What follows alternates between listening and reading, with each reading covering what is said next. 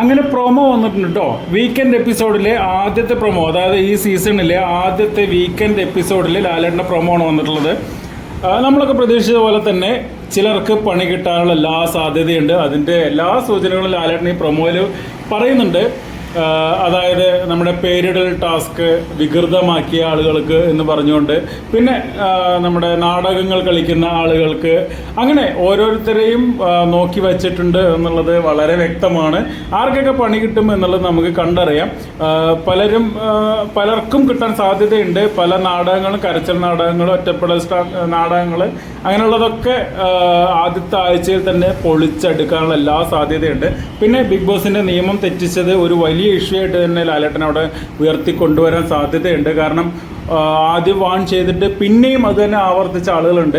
പിന്നെ അവസാനം പ്രൊമോയുടെ അവസാനം ചെറിയൊരു ഒളിച്ചുകളി ലാലേട്ടൻ നടത്തുന്നുണ്ട്. അതെന്തിൻ്റെ ഒരു സൂചനയാണ്, അതെന്താണ് എന്നുള്ളത് നമുക്ക് എപ്പിസോഡ് കാണുമ്പോഴത്തേനും മനസ്സിലാവുള്ളൂ.